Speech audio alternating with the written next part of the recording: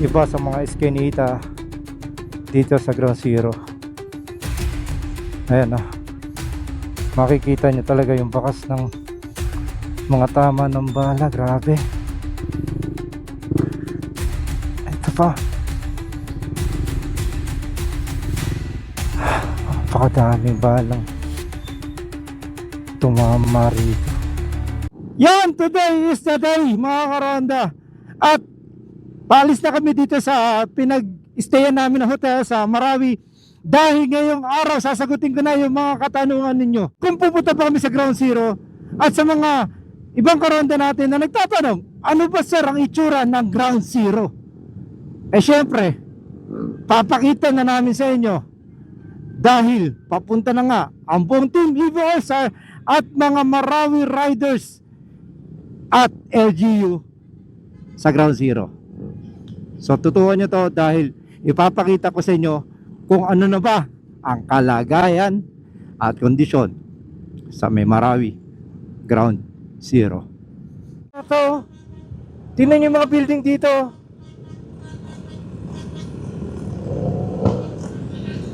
Mga karonda, tingnan nyo yung mga building dito. Not sure kung ito na ba yung tinatawag na Ground Zero, pero tingnan nyo yung mga yung mga building.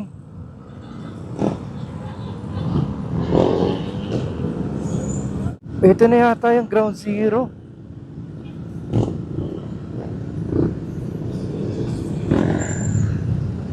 Iba sa mga detalye ng nangyaring history dito sa may Marawi. At ito, technically, tinatawag to na Ground Zero. Dito yan sa Rizal Park.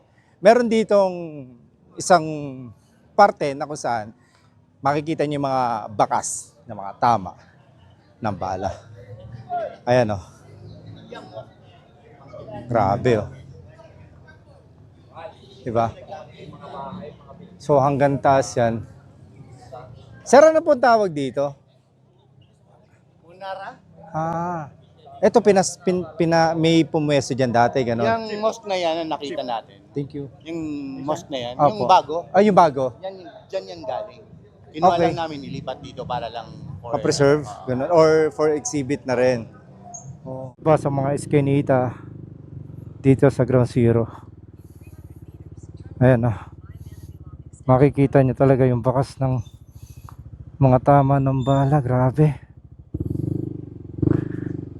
ito pa, napakadaming balang tumama rito. Talagang halos bumigay na yung mga pundasyon ng mga pader, mga simento, naglaylayan na. Happy to say na etong area ng Marawi po ngayon na tinatawag na Ground Zero ay bumalik na po sa ayos. May mga ilan pa rin na part ng mga structures dito, yung may mga ganyang tama ng mga bakas ng digmaan. Pero halos karamihan na rito ay okay na siya. Bumalik na siya sa itsura niya dati, at marami pa nga nadagdag dito ng mga establishment. Ito na ngayon yung update dito sa may Marawi na tinatawag din na Ground Zero.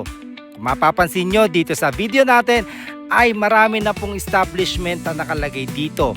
Sa tulong ng mga kababayan natin sa Marawi, sa LGU, ay naibalik nila sa dati ang lugar na naging history sa Pilipinas. At bukod dyan ay gusto kong personal na magpasalamat sa lahat ng mga tiga Marawi na sumama sa amin dito sa aming ride, at sa lahat ng LGU, sa mga police officers, sa mga sundalo na nag-assist sa amin para makapunta at makarating dito sa tinatawag na Ground Zero. At maraming salamat ulit sa lahat ng mga tiga Marawi na sumalubong sa amin. Napakasolido po ng mga tiga Marawi. At ito na po ang mga iba pang part ng video ng aerial shot natin dito sa may Marawi.